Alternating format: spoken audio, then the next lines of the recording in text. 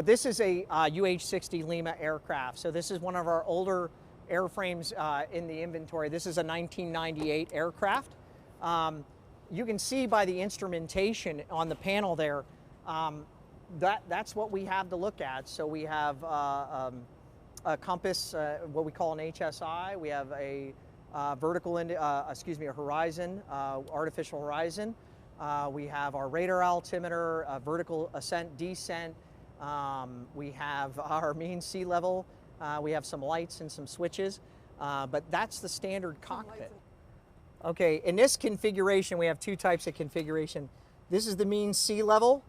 So this is how I adjust the altimeter based on the pressure setting, which has a Coles window right there that I can set the altimeter. This is my mean sea level. So 488 is our field elevation here at Muir Army Airfield.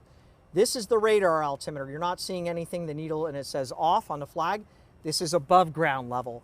So these two are our altimeters that we look at when we're flying this type of aircraft. Like I said, this is our airspeed, stabilator position, this is our artificial horizon, and our compass on our heading on where we're going. The lubber line is straight ahead and where that goes, and then this is our vertical speed indicator.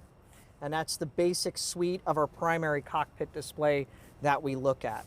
And it's the one on top that if somebody's saying, you know, this aircraft was flying at 200 feet, 375 feet, whatever, that's the one.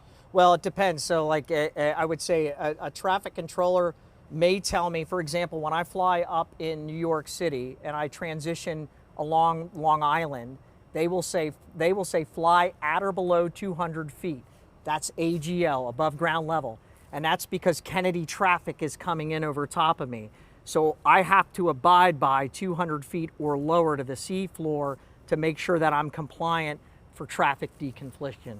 That's where I'm looking at on the AGL part to make sure that I'm 200 feet.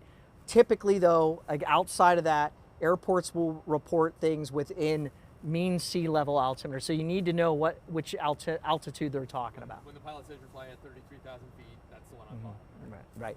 Yeah, so if I report to Harrisburg Approach, you know, Harrisburg Approach, Bandit 06, I am 5 miles from Muir Army Airfield. I'm 1,500 for 3,000. I'm using this altimeter versus the mean sea level versus the above ground level. Do you guys want to check it out? So this is the co-pilot side. This is the collective. This is how you fly a helicopter. The pedals control your tail rotor. The collective is your power. That's your, think about it like this. Your rotor blades are turning. When you pull up on the collective, you change the pitch of the rotor blades. So that creates lift. So if I pull up, it makes me go up. If I push down, it makes me go down. The cyclic is in the center here, and that changes the disc itself. So if I push forward, it goes forward, back, left, and right. Now, if I want to pick up airspeed, I pick up altitude by pulling up on a collective. And if I want to trade altitude for airspeed, I push forward on my cyclic to create forward airspeed, thus trading altitude for airspeed to gain that. And then it's a balance between this and that. It's collective cyclic. And then in flight, in steady forward flight, this the pedals keep me in trim so I can fly into the wind. Yeah, you guys can get in if you want. I mean, this is the troop carrying configuration. We have the back seats pulled from the wall, but usually we can carry 11 troops total. So 4, that's 8, plus 3, that's 11, and then 2 crew chief or flight engineers sit in the windows. On either side, yeah.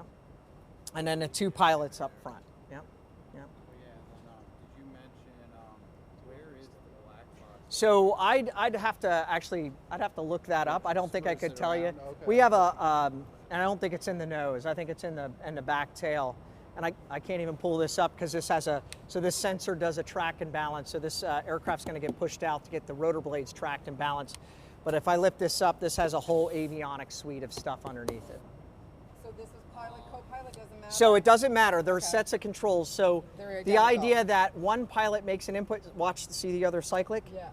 They're set. So really it becomes who can overpower who if it came to that. Okay. But we're trained not to do that. So if there were 3 people in the space, like three people, and they're training, like the third person is doing what? So the third person is the crew chief. Typically they're on the right rear, this side, because the tail rotor's on this side. Okay. So because we have a tail rotor, the typical configuration is the crew chief, if there's a third member, right, pilot, co-pilot, depending who's who, a crew chief will sit typically on the back right. To counter it.